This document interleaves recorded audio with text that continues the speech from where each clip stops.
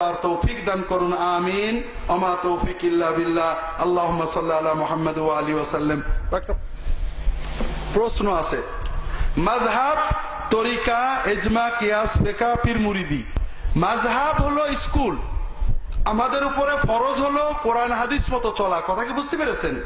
কিন্তু আমরা তো কোরআন হাদিস বুঝি না, কোন না কোন বড় আলেমের মাধ্যমে কোরআন হাদিস বুঝতে হয়।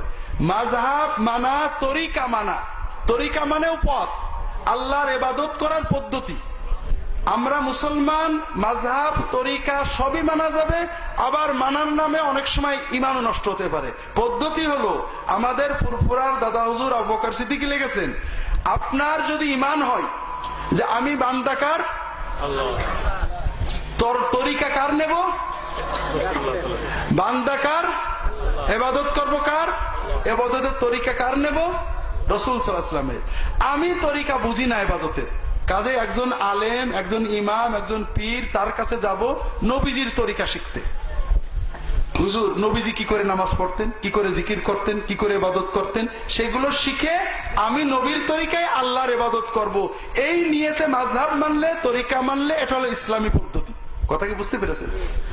তবে আপনার ইয়াকিন থাকতে হবে, ফুরফুরা দাদা হুজুর লিখেছেন এটা আবু বকর সিদ্দিকী রাহমাতুল্লাহ আলাইহি, যদি কখনো প্রমাণ হয় আবু হানিফার মতটা হাদিসের বিরুদ্ধে, আমরা মানব না। যদি কখনো প্রমাণ হয় কোন পীরের ওজিফা আমল সুন্নতের বিরুদ্ধে, মানব না। কথা কি বুঝতে পেরেছেন? আমরা কারটা মানবো? নবীরটা মানবো। এই ইয়াকিন সহ তরিকা, মাযহাব মানতে হবে। আবার যারা বলেন মাযহাব মানি না, তারাও মাযহাবই মানেন, মুকাল্লিদ। কারণ হয়তো বললেন আলে হাদিস, কিন্তু তিনি হাদিসের সনদ বোঝেন না। এই কাজটা করতে হবে, হাদিসটা সহিহ কেন? আলবানী বলেছেন। আলবানী বলেছেন, আমি তো আর জানি না, এটাও কিন্তু তাকলিদ। এই জন্য এইগুলো নিয়ে ঝগড়া করবেন না। ইজমা, কিয়াস, ফিকহ, ইজমা, কিয়াস, ফিকহ সবই মানতে হবে, কিন্তু সবকিছুর মানদণ্ড হলো কোরআন। যেমন মিশরের মুসলমানরা ইজমা করেছে দাড়ি চেঁচে ফেলতে হবে। আপনারা রাজি তো? তাহলে কোন ইজমা ঠিক আর কোন ইজমা ভুল, এটার মানদণ্ডকে মুহাম্মদুর রাসূলুল্লাহ সাল্লাল্লাহু আলাইহি ওয়াসাল্লাম, কোরআন এবং হাদিস। কিয়াস করেছে একজন যে আল্লাহ পেশাব এবং পায়খানা একসাথে দেন, কাজে এই পেশাব দিয়ে পায়খানা ধুয়ে ফেললেই তো হলো। আপনি এই কিয়াসের সাথে একমত তো? হ্যাঁ।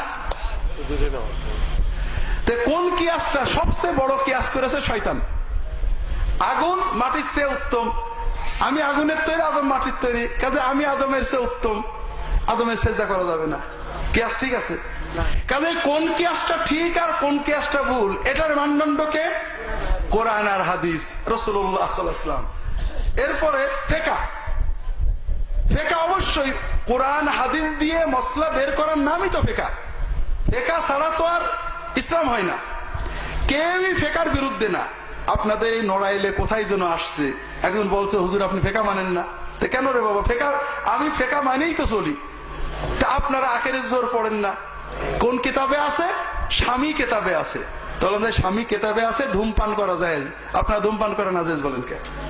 ফিকহ মানতে হবে, কিন্তু কোন একটা ফিকহর কিতাবের একটা ভুল মাসলা মানতে হবে, এটা কিন্তু না। ফিকহর কিতাবের কোন মসলা ঠিক আর কোন মসলা ভুল, এটার মানদণ্ড কি? কোরআন হাদিস। তাহলে আসলটা কি? তখন আমরা কোরআন হাদিস বলি, সবই এসে যায়, আবার সবকিছুর নামে ভণ্ডামি বের হয়ে যায়। পীর মুরিদি, অবশ্যই যে পীর কোরআন সুন্নাহ মতো নবীর তরিকায় চলেন সেটা ভালো, আর যে পীর পীর মুরিদির নামে শিরক বেদাত করেন তিনি খারাপ। তাহলে মানদণ্ড কি? এখন কথা হলো, পীর মুরিদি দাদা হুজুর, হুজুর দাদা হুজুর কি ভুল করতে পারে? সবারই তো দাদা হুজুর আছে। মাছ ভান্ডারিতে দাদা হুজুর নেই, আর প্রসিদ্ধের দাদা হুজুর নেই, ফুরফুরা দাদা হুজুর নেই, চরমনাই, তাহলে তো সবাই হক হয়ে গেল। কোনটা হক কোনটা বাতিল মাপবেন কি দিয়ে? দাদা হুজুর দিয়ে না নবী দিয়ে? মুহাম্মদুর রাসূলুল্লাহ সাল্লাল্লাহু আলাইহি ওয়াসাল্লাম। ইমামের পিছনে মুক্তাদিদের সূরা ফাতিহা পড়া লাগবে কিনা? সূরা ফাতিহা না পড়লে যে নামাজ হবে, এটা সহিহ হাদিসে আছে। তবে সেররি নামাজে, যে নামাজে ইমামের কেরাত শোনা যায় না, অর্থাৎ জোহর আসরে নামাজ পড়া, এটাই হাদিসের আলোকে সবচেয়ে জোরালো মত। ঈদের নামাজের তাকবীর কর, খুব ভালো প্রশ্ন করেছি। 6 তাকবীর, 12 তাকবীর, 4 তাকবীর, 8, সবগুলো হাদিস আসছে। মামা তৌফিক ইল্লা বিল্লাহ। আল্লাহুম্মা সাল্লি আলা মুহাম্মাদিন নবিয়্যিল উম্মি ওয়া আলা আলিহি ওয়া সাহবিহি আজমাইন। সুবহানাকা আল্লাহুম্মা ওয়া বিহামদিকা আশহাদু আল্লা ইলাহা ইল্লা আনতা